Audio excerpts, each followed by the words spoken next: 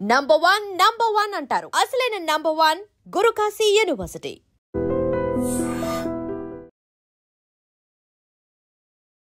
నమస్తే, welcome to I Dream talking point with కవిత.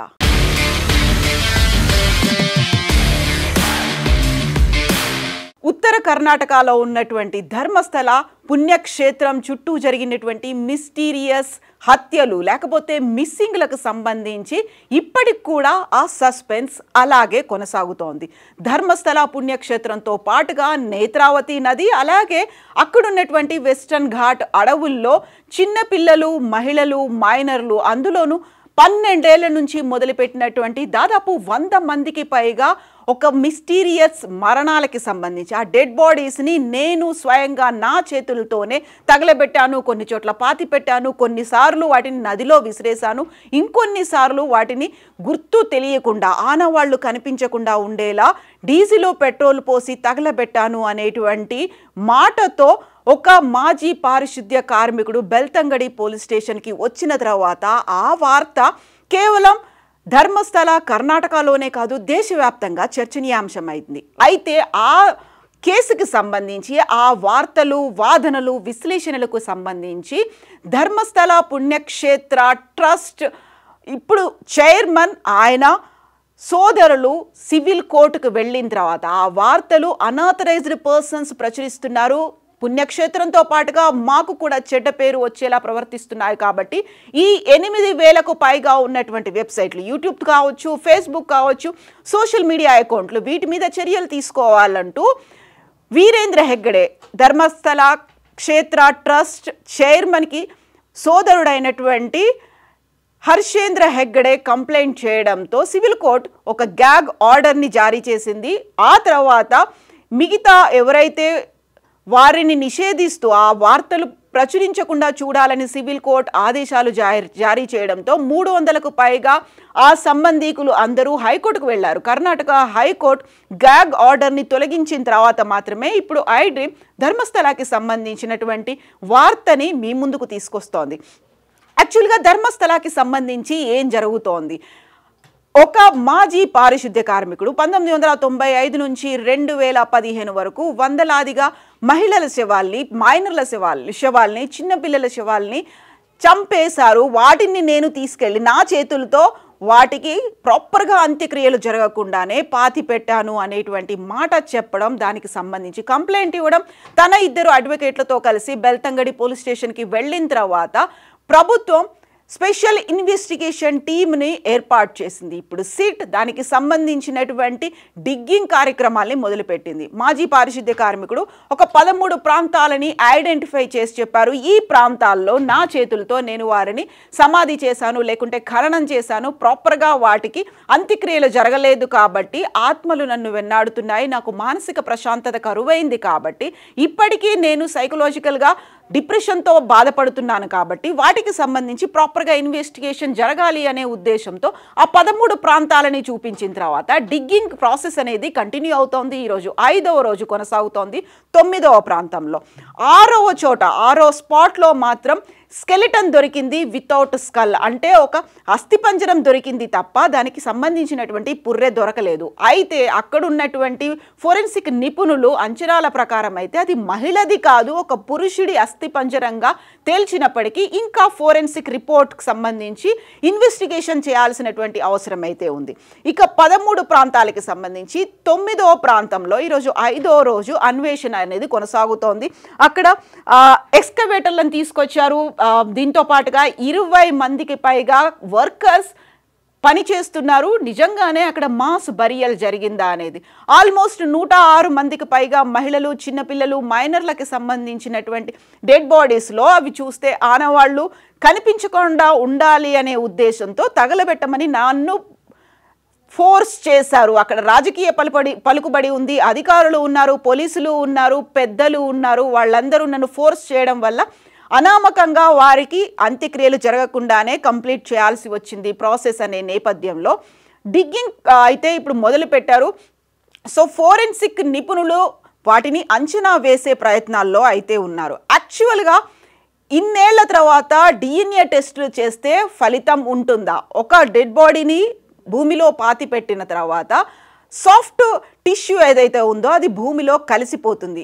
మిగిలినటువంటి ఎముకలు లేకుంటే దంతాల నుంచి మాత్రమే DNA పరీక్షలు చేయాల్సినటువంటి అవసరం ఉంది. ఇప్పుడే అన్ఐడెంటిఫైడ్ బాడీస్ ఏవైతే ఉన్నాయో లేకుంటే మా ఫ్యామిలీ మెంబర్స్, మా పిల్లలు, మా అమ్మాయిలు, మా ఇంట్లో ఉన్నటువంటి మా కూతుర్లు తప్పిపోయారు, చనిపోయి ఉంటారు, వాళ్ళని చంపేసి ఉంటారు అని ఎవరైతే కంప్లైంట్ చేశారో వారికి సంబంధించినటువంటి వివరాలని బెల్తంగడి గ్రామ పంచాయతీ నుంచి సిట్ బృందం అయితే సేకరిస్తోంది. అందులో ఫ్యామిలీ మెంబర్స్కి సంబంధించి DNA కలెక్ట్ చేసుకున్నారు. దొరికినటువంటి అవశేషాలు ఏవైతే ఉంటాయో, ఎముకలో అస్థి పంజరాలు ఏవి దొరికినప్పటికీ వాటికి సంబంధించినటువంటి DNA టెస్టులు కూడా చేయాలి అనే ఉద్దేశంతో అటు ఫోరెన్సిక్ నిపుణులు, ఇటు ప్యాథాలజిస్టులు అందరూ కూడా వర్క్ చేస్తున్నప్పటికీ డౌట్ అనేది అయితే వ్యక్తమవుతోంది. యాక్చువల్గా ఇన్ని రోజులు 13 ప్రాంతాల్లో నేను పాతిపెట్టాను అని చెప్పినప్పటికీ దొరికింది ఒకే ఒక్క అవశేషంగా దొరికింది, అస్థిపంజరం దొరికింది. అది కూడా స్కల్ లేకుండా, పుర్రె లేకుండా దొరికింది.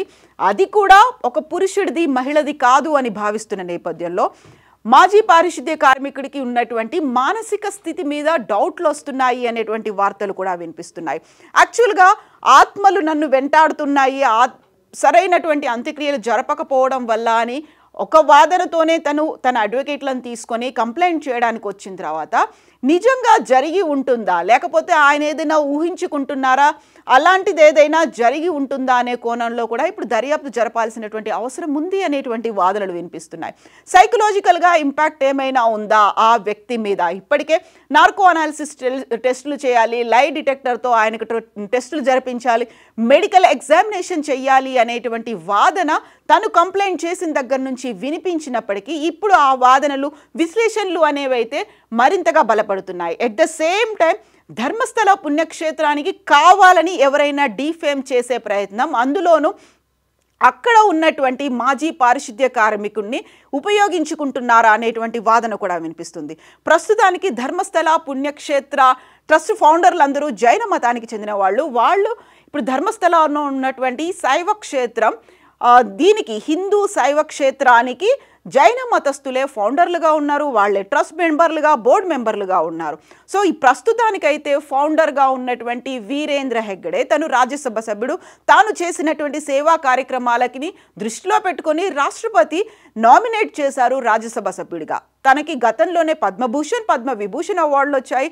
ధర్మస్థల క్షేత్రానికి సంబంధించి ఈ ట్రస్ట్ కూడా ఒక స్కూల్స్ని, ఇన్స్టిట్యూషన్స్ని, కాలేజెస్ని కూడా రన్ చేస్తోంది. సో ఆ వీరేంద్ర హెగ్గడే తమ్ముడే హర్షేంద్ర హెగ్గడే అయితే కంప్లైంట్ చేశారు ఇలాంటి వార్తలు ప్రచురించకూడదు అని. హైకోర్టు అయితే దాన్ని కొట్టేసింది. బట్ రాజకీయ పలుకుబడి ఉంది, అక్కడ ఉన్నటువంటి పవర్ అనేది ఉంది, పోలీసులు ఉన్నారు, అధికారుల అండదండలు ఉన్నాయి. కాబట్టి మాలాంటి సామాన్యులకి వాయిస్ దొరకలేదు. ఇప్పటికైనా మిస్సింగ్ కేసులు ఏవైతే ఉన్నాయో వాటన్నిటిని ఐడెంటిఫై చేయాలి, త్వరితగతిన విచారణ జరపాలి అనేది తమ కుటుంబ సభ్యులు మిస్ అయిపోయారని కంప్లైంట్ చేసినటువంటి పేరెంట్స్, ముఖ్యంగా తల్లుల దగ్గర నుంచి వస్తున్నటువంటి డిమాండ్. అయితే మాజీ పారిశుద్ధ్య కార్మికుడికి నిజంగానే సైకలాజికల్గా ఎఫెక్ట్ ఏమైనా ఉందా, అతని మీద కూడా నార్కో అనాలిసిస్ టెస్టులు, లై డిటెక్టర్ టెస్టులు జరపాల్సినటువంటి అవసరం ఉందా అనేటువంటి వాదనలు వినిపిస్తున్నటువంటి నేపథ్యంలో మాజీ పారిశుద్ధ్య కార్మికుడిని తీసుకొని బెల్తంగడి పోలీస్ స్టేషన్కి వచ్చినటువంటి అతని ఇద్దరు అడ్వకేట్లు ఒక షాకింగ్ నిజాన్ని బయటపెట్టారు. అది కూడా ఒక అడ్వకేట్ అనన్య గౌడ సిట్నే కంప్లైంట్ చేసింది. సిట్లో ఉన్నటువంటి ఒక ఇన్స్పెక్టర్ మంజునాథ గౌడ అనేటువంటి వ్యక్తి ఈ మాజీ పారిశుద్ధ్య కార్మికుడిని బెదిరిస్తున్నాడు, కేసుని వాపస్ తీసుకోమని, ఆ విచారణని ఆపేద్దామని, లేకపోతే నీ ప్రాణాలకే ప్రమాదం ఉంటుంది అనేటువంటి బెదిరింపులు మంజునాథ గౌడ చేస్తున్నాడని అడ్వకేట్ అనన్య గౌడ అయితే కంప్లైంట్ చేసింది. బట్ సిట్ మాత్రం దీన్ని తోసిపుచ్చుతోంది, ఖండిస్తోంది, అలాంటిదేమీ జరగలేదు అనేటువంటి మాట కూడా చెప్తోంది. యాక్చువల్గా సిట్ కూడా ఏర్పాటైన తర్వాత అది పారదర్శకంగా వ్యవహరిస్తుంది, బాధ్యతాయుతంగా ఉంటుంది అనేటువంటి మాటని ప్రతి ఒక్కరు నమ్మారు. సీఎం సిద్ధరామయ్య కూడా అదే మాట చెప్పారు. ఇదే మాటని ధర్మస్థల తీర్థక్షేత్ర ట్రస్ట్ కూడా అనౌన్స్ చేసింది. పారదర్శకంగా విచారణ జరపాల్సినటువంటి అవసరం ఉంది. సిట్ కూడా ఎవరి ఒత్తిడులకు తలగొద్దు, రాజకీయాలు ఇందులో పనికిరావు అనేటువంటి మాట, మేము సహకరిస్తాము అనే మాట కూడా ధర్మస్థల తీర్థక్షేత్ర ట్రస్ట్ అయితే చెప్పినప్పటికి కూడా ఇందులో వినిపిస్తున్నటువంటి విభిన్నమైనటువంటి వాదనలు, సిట్ ఏర్పాటు చేసి ఇన్ని రోజులు గడిచిన తర్వాత అందులోనూ తవ్వకాలనేవి మొదలు పెట్టిన తర్వాత మొన్న 4th డే దొరికినటువంటి అవశేషాలు భూమికి 2-3 అడుగుల లోతులో దొరికినటువంటి అవశేషాలు. ఇక నేత్రావతి నదితో పాటుగా వెస్టర్న్ ఘాట్స్ అడవుల్లో, దట్టమైన అడవుల్లో అయితే వేట కొనసాగుతోంది. ఇలాంటి డిటెక్టర్లను పెట్టుకొని లేకపోతే ఎక్స్కవేటర్లను పెట్టుకొని ఆ వర్క్ అయితే కొనసాగుతున్నప్పటికీ మాజీ పారిశుద్ధ్య కార్మికుడికి మానసిక స్థితి బాలేదా అనే దాంతో పాటుగా నిజంగా అలాంటి కండిషనే ఉంటే పోలీస్ అధికారులు ఆయన్ని ఎందుకు బెదిరిస్తున్నారు అనేటువంటి మాటలు, డిఎన్ఏలు నిజంగానే ఐడెంటిఫై చేయొచ్చా, ఇన్నేళ్ల తర్వాత జరుగుతుందా అనేటువంటి మాటలు, వీటన్నిటితో పాటుగా రాజకీయ ఒత్తిడి ఉందా? ఎందుకంటే ముందు నుంచి కూడా రాజకీయ ఒత్తిడి, పలుకుబడి ఉంది కాబట్టి కేసులని, కంప్లైంట్లని తీసుకోలేదు. మేము మిస్సింగ్ కేసు పెట్టినప్పటికీ ప్రాపర్గా రెస్పాండ్ అవ్వలేదు, మమ్మల్ని బెదిరించారు అనేటువంటి మాటతో పాటుగా ధర్మస్థల ట్రస్ట్ బోర్డ్ మెంబర్లే అమానవీయంగా ప్రవర్తించారు అనేటువంటి వాదనలు ఇవన్నీ కూడా ఉన్నాయి. కాబట్టి యాక్చువల్గా నెక్స్ట్ ఏం జరగబోతోంది? మిగిలినవి కేవలం 4 ప్రాంతాలు మాత్రమే ఉన్నాయి. 4 స్పాట్లని ఐడెంటిఫై చేయాల్సినటువంటి అవసరం ఉంది. అక్కడ కూడా తవ్వకాలు జరపాల్సినటువంటి అవసరం మిగిలి ఉంది. కాబట్టి ఈ మొత్తం ఎంటైర్ ఎపిసోడ్లో ఏదైనా ఒక క్లూ దొరుకుతుందా? ఒక సస్పెన్స్కి తెరబడుతుందా? నిజంగానే మాస్ బరియల్స్ జరిగాయా? కేవలం 106 మాత్రమే కాదు, 426 హత్యలు జరిగాయి. అలాంటి మిస్సింగ్ కేసులు అనేవి ఆ పరిసర ప్రాంతాల్లో జరిగాయి అనేటువంటి వార్తలు వినిపించాయి. మాస్ బరియల్ జరిగింది అనేటువంటి మాట, అందులోనూ 12 ఏళ్ల చిన్నపిల్లలకి సంబంధించి కూడా అందులో ఉన్నారు అనేది. నేను శవాలని వాటిని దహనం చేస్తున్నప్పుడు లేకుంటే ఖననం చేస్తున్నప్పుడు అవి అన్యాచురల్ డెత్స్ లాగా అనిపించాయి, అత్యాచార బాధితుల్లాగా వాళ్ళు అనిపించారు అనే మాటని మాజీ పారిశుద్ధ్య కార్మికుడు చెప్తున్నాడు. కాబట్టి యాక్చువల్గా ఒక ఎండ్ పాయింట్, ఒక కంక్లూజన్ ఏమైనా వస్తుందా? ఈ సస్పెన్స్ కొనసాగుతుందా అనేది ఇప్పటికీ అంతుపట్టని ఒక రహస్యంగానే మిగిలిపోయింది. యాక్చువల్గా ఈ మొత్తం ఎంటైర్ ఎపిసోడ్లో ధర్మస్థల తీర్థక్షేత్రంలో జరిగినటువంటి ఈ హత్యలు, అమానవీయ ఘటనల గురించి, లేకపోతే అది కేవలం ఒక అపవాదు, ఆరోపణలు మాత్రమేనా? మీరేమనుకుంటున్నారు? కామెంట్స్ రూపంలో తెలియచేయండి. నిజంగా ప్రస్తుతం ఉన్నటువంటి సమాజం దేనికి ప్రయారిటీ ఇస్తుంది? ఆర్థిక సంబంధాల చుట్టూ మాత్రమే తిరుగుతుంది. మళ్ళీ ఎన్నికలంగానే చాలా విరక్తి కలుగుతాను. మంచి అనిపిస్తుంది కదా, లేడీస్ కూడా ఛాలెంజింగ్ జాబ్స్ చేసినప్పుడు చాలా బాగుంటది. ఫుడ్ డెలివరీ ఇవ్వటానికి వెళ్ళినటువంటి డెలివరీ బాయ్ అనిల్ పై